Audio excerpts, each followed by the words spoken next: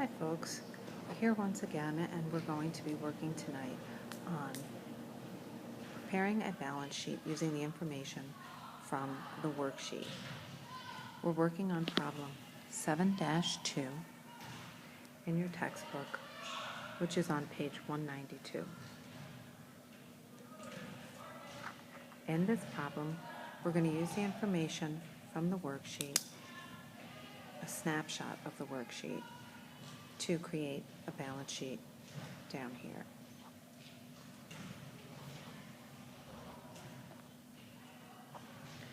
So, we've got Ken's carpet cleaning for the month ended April 30th of the current year. We've been given a blank balance sheet form, and we're going to use that form and the information from our worksheet, including the account titles and the balance sheet columns, to create the balance sheet. At this point, I'm going to pause for a moment and just say that if you hear any background noise, I'm recording this screencasting while my daughter is attending volleyball practice. So you may hear some occasional loud outbursts while the girls are practicing. So, back to our balance sheet. So we've got our worksheet. We're going to use that information, including the account titles and the balance sheet columns, to create the actual balance sheet, as well as we will use the information in the income section, which will be used to calculate the capital balance for the owner.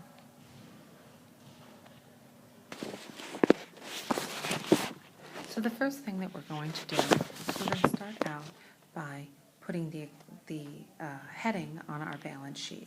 And the name of our company is Ken's Carpet Cleaning, and that gets centered. I think I need a pointier stylus here. And the title of our statement is the balance sheet.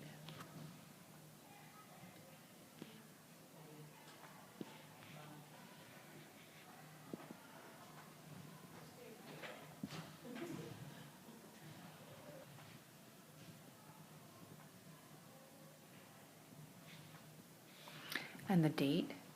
Remember, on the balance sheet, this is as a date in time. It's not for a period. So as of April 30th, 2015. And now, if you recall going back to chapter 1, when we learned a little bit about balance sheets, when we did some informal balance sheets, we're going to put the asset information on the left side and the liabilities and the owner's equity on the right side. That's using this type of form for preparing our balance sheet. We will learn later there are other types of formats that we can use, but for simplicity's sake, with such a small company, we'll use this simple format for our balance sheet. Again, we'll take the account information from our worksheet. First, we'll take the asset information, then we'll take the liability information, and then we'll use the owner's equity information. So first, we'll put an account title heading for our assets. And then, using the order of the assets listed on the worksheet, we'll place them on the left margin, starting with cash, and then petty cash,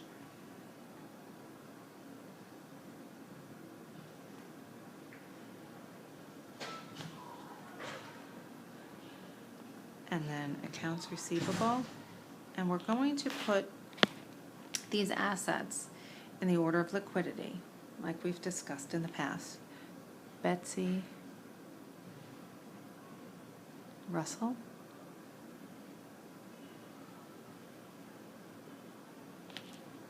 and accounts receivable, Charles Healy.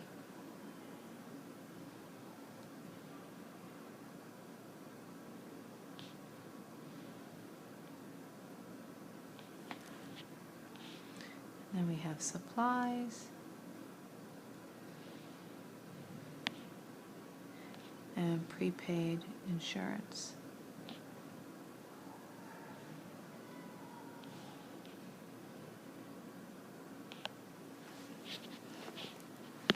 And then we have our total assets.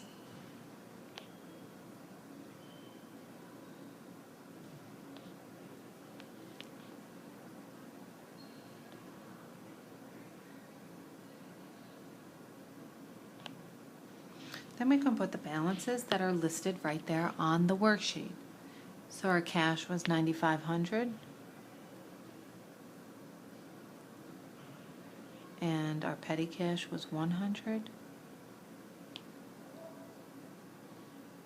Our accounts receivable Betsy Russell $1,650. Accounts receivable Charles Healy was $1,403. Our supplies was $220, and our prepaid insurance was $640. We single rule, indicating we will add this information up. And that gives us a total for our assets of $13,513.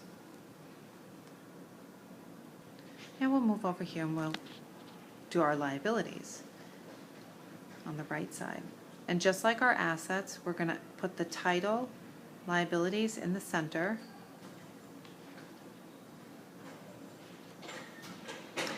And then we'll list the two types of liabilities. We've got accounts payable, Lindgren Supply,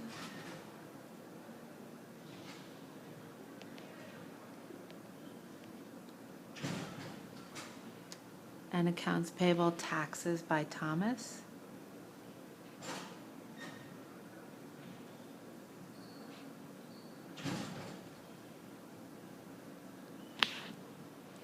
And then we'll have the total for our liabilities.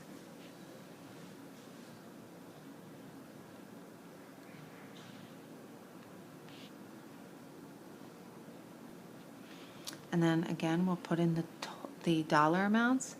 So we've got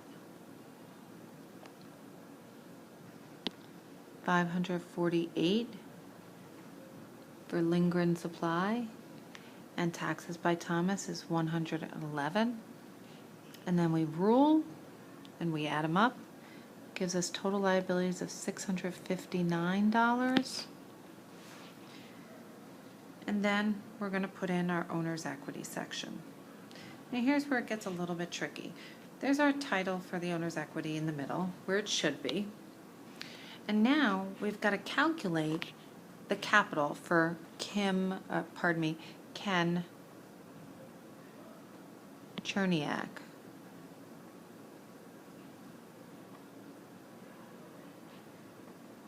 I'll put the title here.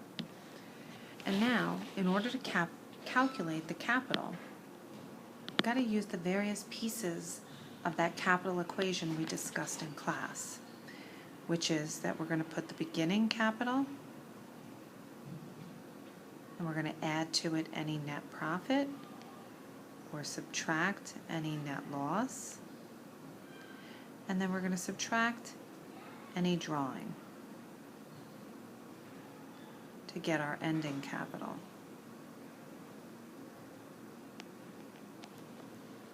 And that ending capital is going to go right down there in the balance sheet. So now let's add up those numbers for the capital account equation. So we've got the beginning capital is $11,810, and to that we're adding net profit of $1,899,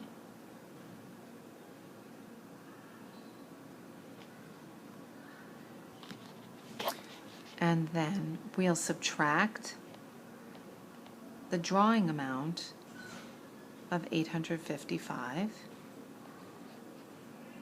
and that will give us the total ending capital of $12,854.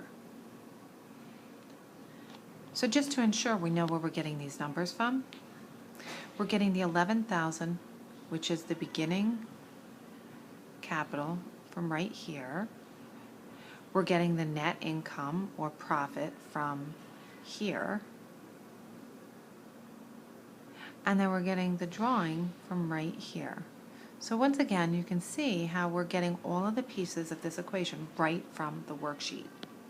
And then we're going to take that number and we're going to put it down here in the owner's capital. 12,854. And I apologize again, the stylus is really hard to work with. So then, now we've got to total up our liabilities plus our owner's equity to give us our total liabilities plus owner's equity. Hopefully this is looking somewhat familiar going back to chapter 1. And then when we add these up, we get a total of 13,513, which matches the amount for our total assets, so we can double rule here. And then we've completed our balance sheet. If you have any questions, please feel free to email me, and I'll do my best to answer them as quickly as possible. Thanks, everybody, and have a great day.